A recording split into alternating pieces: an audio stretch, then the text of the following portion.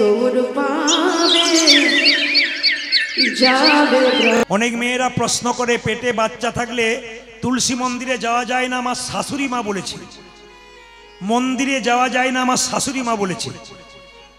আপনি আবার কি বলছেন তুলসী মন্দিরে যেতে, মন্দিরে যেতে?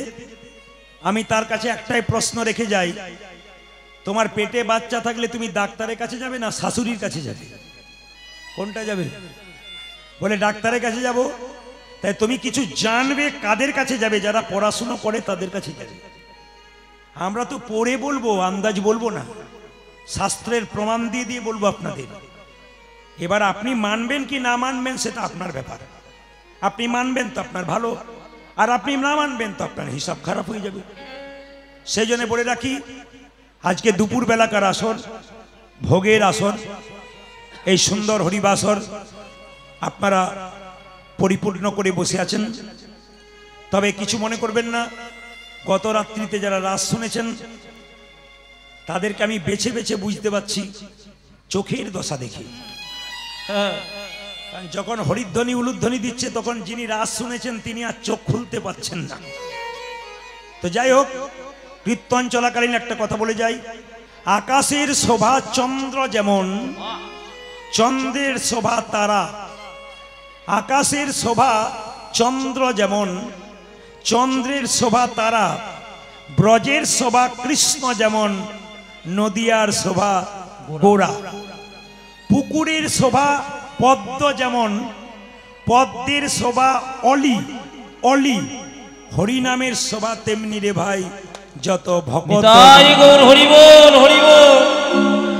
এই হরিবাসরের শোভাটা পরিপূর্ণ হয়েছে আপনাদের ভক্ত এবং ভক্তিমতী মায়েদের চরণের ধুলিতে।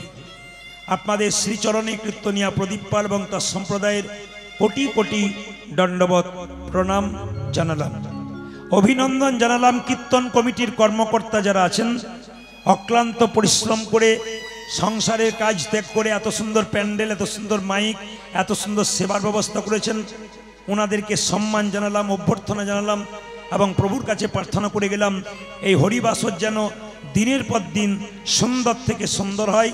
প্রথিত যশা কীর্তনিয়াদের এনে আপনাদের সুদামাকা হরিনাম দিয়ে আপনাদের জীবনের পথটাকে সুন্দর করার চেষ্টা করে। নেতাই গৌর হরি হরি। স্বয়ং মহাপ্রভু নাম করতে বললেন। কেন নাম করবেন? বাচ্চা জন্ম নিয়ে কি খাবে আপনারা কেউ ভেবেছেন? জোরে বলুন হা না না, উত্তর দেবেন কিন্তু। বাচ্চা জন্ম নিয়ে কি খাবে একথা আপনারা কেউ ভেবেছেন? হরলিক্স, ল্যাকটোজেন, ন্যাস্ট্রোজেন বাজার থেকে কিনেছেন? না। তাহলে কে ভেবে আছে? ভগবান। মায়ের স্তনদুগ্ধে এমন মধুভাণ্ড দিয়েছে পৃথিবীর কোথাও পাওয়া যায় না। মায়ের দুধটা খুব গরম নয় যাতে বাচ্চার জিভ পুড়ে যাবে। মায়ের দুধটা খুব ঠান্ডা নয় যাতে বাচ্চার সর্দি লেগে যাবে। মায়ের দুধটা খুব টক নয় যাতে বাচ্চার অম্ল হয়ে যাবে। মায়ের দুধটা খুব মিষ্টি নয় যাতে বাচ্চার সুগার হয়ে যাবে। নদীর মধ্যে জল, গাছের মধ্যে ফল, তিনি আমাদের জন্য এত কিছু দিলেন, আমরা তাকে কি দিলাম? এই প্রশ্ন যদি কেউ করতে পারে তবে তার মনুষ্যত্বের বিকাশ হবে, গোবিন্দ চরণে মতি হবে। আর যদি সুযোগ পাওয়ার পর আপনার জ্ঞান না থাকে যে আমি কোথা থেকে পেলাম, কোথা থেকে এলাম, এই চিন্তা ভাবনা না যদি জন্মায় তবে কৃষ্ণ চরণে মতি আপনার জন্মাবে না। কীর্তন শোনা মানে কি মা? সংসারের মঙ্গল, ছেলে মেয়ের মঙ্গল। প্রমাণ তাকাবেন।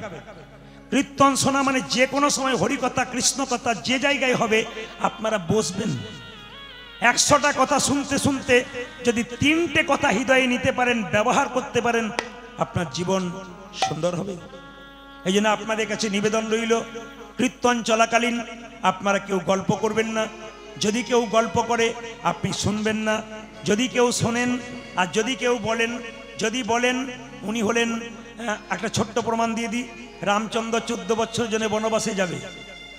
তার আগে কিন্তু রামচন্দ্রের রাজ্যাভিষেক হবে, রাজা হবে। খবরটা গেল কার কাছে? 3টে মায়ের কাছে, কৌশল্যা, কৈকেয়ী, সুমিত্রা। কৈকেয়ী মালা গাচ্ছিল রাম রাজা হবে বলে, কিন্তু পেছন থেকে একটা মেয়ে কানে কানে বলল, কার জন্য মালা গাচ্ছিস? বলে রামের জন্য। রাম কি হবে? বলে রাজা হবে। রাম রাজা হলো তো তোর কি গেল? বলে কেন? কৌশল্য হবে রাজমাতা, তুই তো ভিখারিনী হবি। তাহলে আমি করব কি? এক কাজ কর, রামচন্দ্রের 14 বছরের বনবাস, পুত্র ভরতের সিংহাসন লাভ, তোর তো দুটো বর পাওনা ছিল দশরথের কাছে, চেয়ে নে। তাহলে মনটা তার কৈকেয়ীর কোন দিকে ছিল? মালা গাচ্ছিল রামের দিকে। কানের মধ্যে বিষমন্ত্র কে দিল? জোরে বলুন, নাম কি? জোরে বলুন। সুভদ্রা ও মন্থরা। বাবু এমন ভাবে বলছেন যে আপনাদের পাড়ার লোক বোধ হয়। এই দিয়ে তাকান, মন্থরা। মায়েরা, এইবার কীর্তন শুনতে শুনতে কেউ যদি আপনার কানে ফুসফুস করে কথা বলে, তাহলে বুঝবেন মন্থরা ওর পাটি পাঠিয়ে দিয়েছে আপনার কাছে, আপনার মন থেকে গোবিন্দচরণ সরানোর জন্য। ও মায়েরা, যদি কানের মধ্যে কেউ, যদি জগতে কেউ বিষ খায়, হসপিটালে ভর্তি হয়ে গেলে তার বাঁচার সম্ভাবনা আছে। কিন্তু কানের মধ্যে কেউ যদি বিষ দেয়, শুধু আপনি মরবেন তা নয়, সংসারের সবাই মরবে। তাই প্রত্যেকটি মা জননীর কাছে নিবেদন রইল, কারো কথা বিষ কথা নেবেন না, সংসার ধ্বংস হবে। অমৃত নিন, সংসার আরো ওপর দিকে উঠবে। ভালো কথা নেবেন, খারাপ কথা ফেলে দেবেন। রাজহংসকে দুধ আর জল মিশিয়ে দিলে দুধটা খেয়ে নেয়, জলটা ফেলে দেয়। আপনি ভালো কথা নেবেন, খারাপ কথা ফেলবেন। ভালো জিনিসগুলোকে গ্রহণ করবেন, যেটা মনে করবেন গ্রহণ করার দরকার নেই সেটা গ্রহণ করবেন না। আজকে মহাপ্রভু প্রেমের ঠাকুর নবদ্বীপের পথ দিয়ে যাচ্ছেন, পদকর্তা বলছেন, দেখো দেখো সে যে অবতারের সাই, ও গো গোরায় অবতার, কেন না চিনিলি তারে তারে, সে যে অবতারের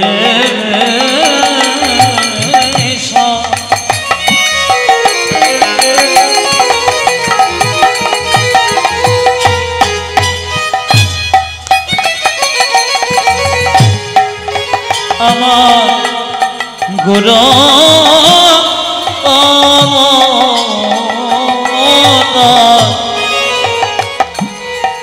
কেন না চিনে তরে তরে, অবতারের সাই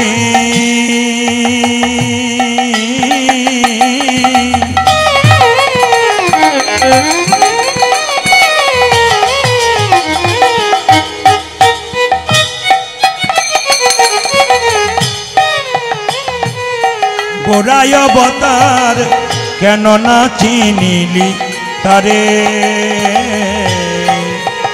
সে যে অবতারে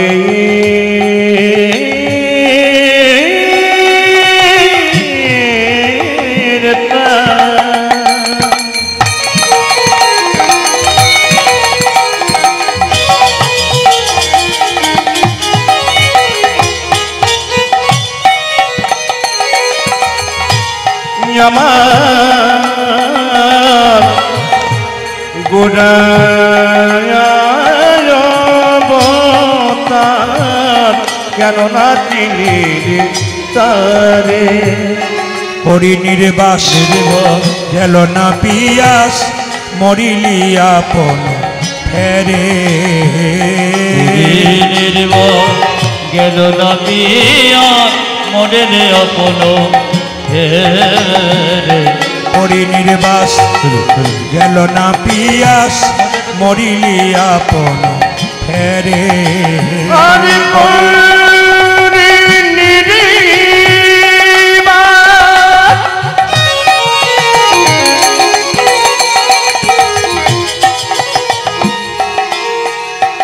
আমার গেল না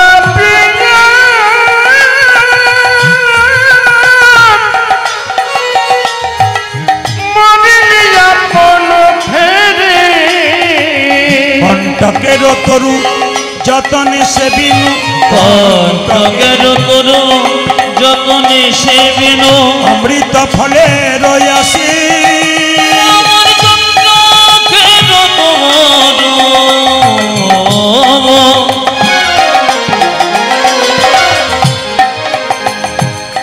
যতনে সে বিনু, অমৃত ফলের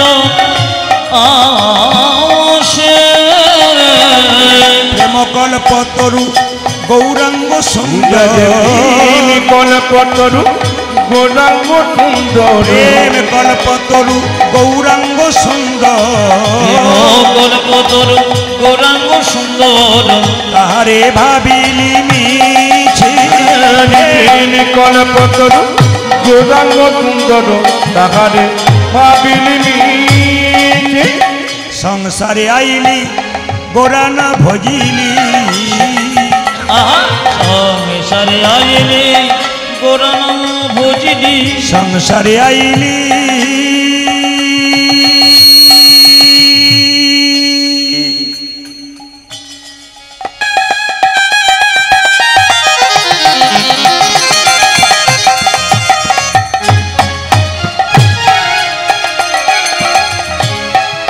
কেন ভজলি না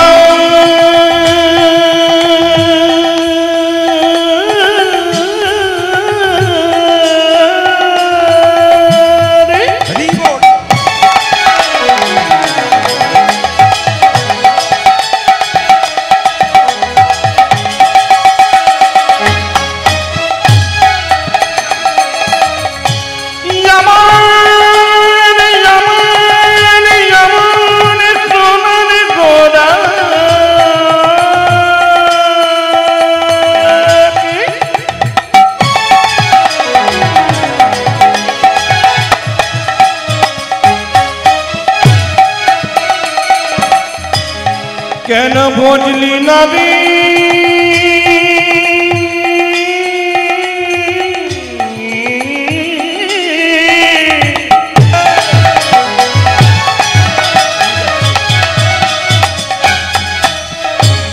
বান বান ইনে ইনে কোলির যে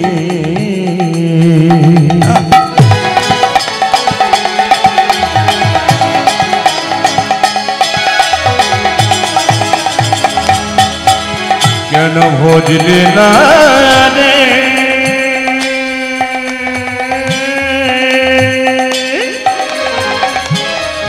করি করি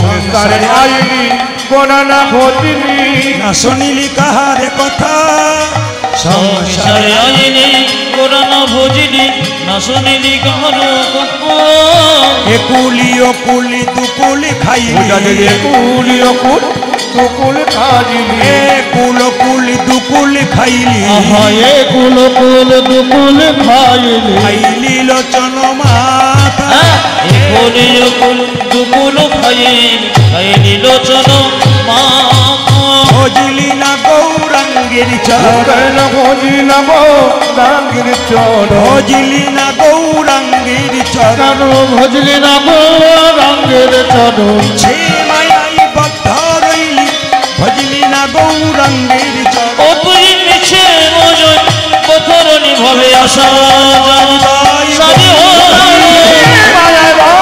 হবে আসা সারি হবে আসা যাওয়া সারি গোলকের ভজলি না গৌরাঙ্গের চর হইলি লোচন মা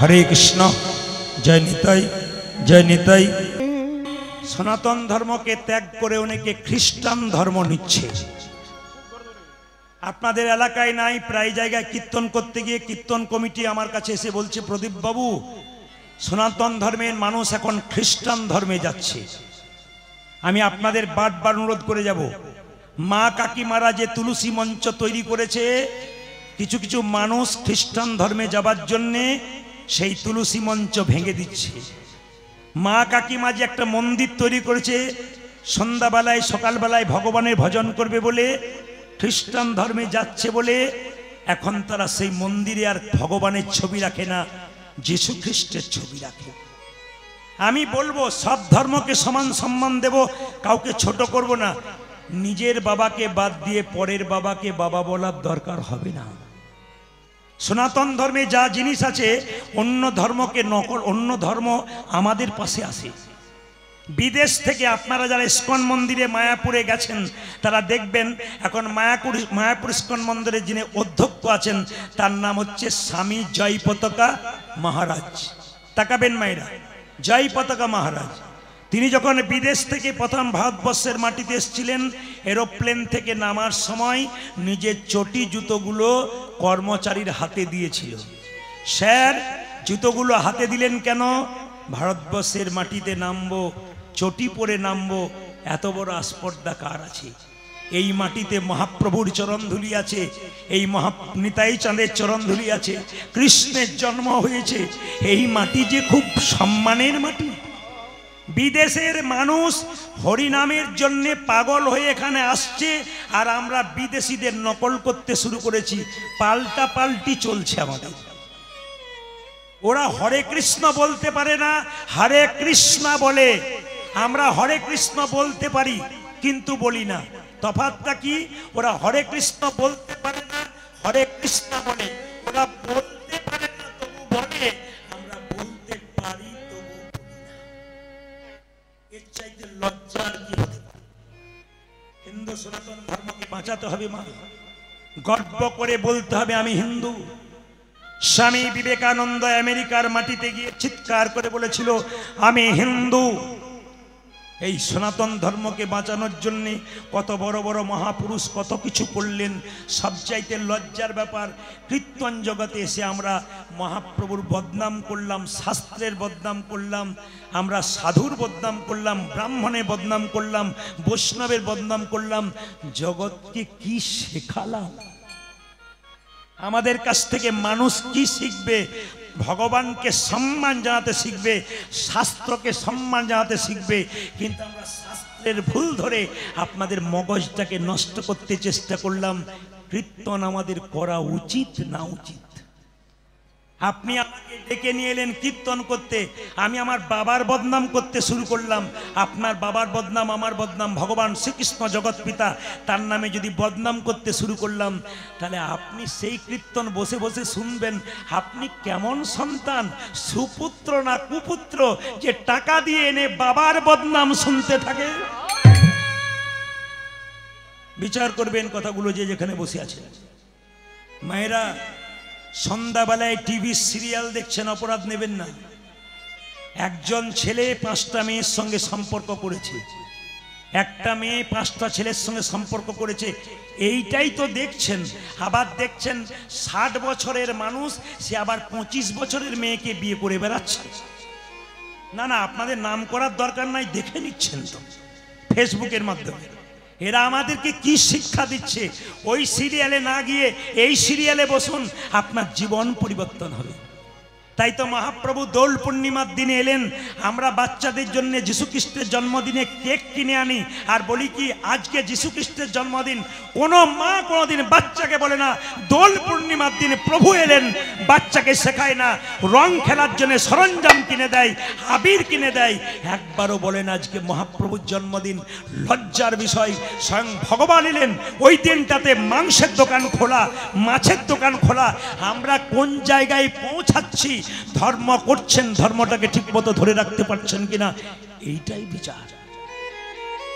শুধু কীর্তন শুনলে হবে না, বিচার করে যাবেন সত্যিই তো ধর্মটা টিকবে।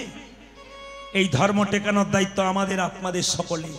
তাই মহাপ্রভু নবদ্বীপের মাটিতে এলেন 1407 শতাব্দে ফাল্গুন মাসের পূর্ণিমা তিথিতে, 23শে ফাল্গুন। তিনি এলেন কটার সময়? সন্ধে 5:46। যেদিন মহাপ্রভু এলেন দোল পূর্ণিমার দিনে, প্রত্যেকটি মা জননীর কর্তব্য সকাল থেকে সন্ধে 5:46 পর্যন্ত একটু একটু উপবাস থাকা ভালো, আপনার মঙ্গল হবে। সেদিন আমিষ জাতীয় খাবার বাড়িতে ঢুকতে দেবেন না, নেশা করতে দেবেন না। তাহলে মহাপ্রভু কি শিখিয়ে দিয়ে গেল? মাংস খাবি আমার জন্মের দিনে, মাছ খাবি আমার জন্মের দিনে, মদ খাবি আমার জন্মের দিনে। কিরকম নোংরা ব্যাপার করতে চলেছি আমরা। যে গঙ্গা জল দিয়ে মহাপ্রভু আটন তৈরি করলাম, সেখানে যদি কেউ জল খেয়ে প্রবেশ করে, ওই জলটা গোটায় আপনি নষ্ট করে দেবেন। এগুলোকে বাদ দিতে হবে। সবচাইতে ভালো লাগলো আপনাদের আসরে ধূমপান নিষেধ, কত সুন্দর পরিবেশ আপনাদের, কত ভগবানের ছবি সামনে। আসলে আপনাদের কমিটির খুব মানে কি বলবো, কমিটির মধ্যে খুব শান্ত আছে এবং খুব জ্ঞানী মানুষেরা, এই জন্য এত সুন্দর একটা পরিবেশ তৈরি করতে পেরেছেন। এই পরিবেশকে আপনারা ধন্য করবেন। মহাপ্রভুর নবদ্বীপের মাটিতে নাম হলো কি? নিম গাছের নিতে জন্ম নিল, নাম হলো নিমাই। বাবা জগন্নাথ মিশ্র নাম রাখলেন কি? বিশ্বম্ভর। কাঁচা সোনার মতো গায়ের রং, নাম হলো গৌরাঙ্গ। নামে হলো গৌরাঙ্গ। প্রথম বিয়ে হলো বল্লভাচার্যের কন্যা লক্ষ্মীপ্রিয়ার সঙ্গে। 5 বছর সংসার করার পর লক্ষ্মীপ্রিয়া সাপে কেটে মরে গেল। বাবা মারা গেল, জগন্নাথ মিশ্র দুজনের একসঙ্গে গয়া দিতে গেল। গয়া দেবার পথে পরিচয় হয়ে গেল ঈশ্বরপুরীর কাছে। তার কাছে মন্ত্র নেবার পর নিমাই শুধু কৃষ্ণ কৃষ্ণ বলে কাঁদে। আমাদের মতো জগৎবাসীকে উদ্ধার করবেন বলে বিষ্ণুপ্রিয়াকে বিবাহ করে বাড়িতে রেখে, মাকে রেখে আমাদের মতো অধম জীবকে উদ্ধার করবার জন্য এলেন। এত সুন্দর হরিবাসর উপহার দিলেন। তাকে সম্মান না দিলে আমরা কাকে সম্মান দেব? সেই মহাপ্রভু সন্ন্যাস মন্ত্র নিলেন কেশব ভারতীর কাছে। নাম হলো শ্রীকৃষ্ণ চৈতন্য প্রভু। চৈতন্য প্রভু। শ্রীকৃষ্ণ চৈতন্য প্রভু। চৈতন্য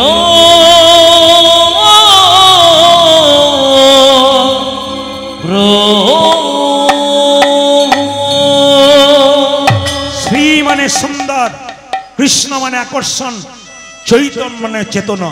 যিনি প্রত্যেকটা জীবের মধ্যে কৃষ্ণ নামের আকর্ষণ জাগিয়ে দিলেন, চৈতন্য জাগিয়ে দিলেন, তিনি হলেন মহাপ্রভু।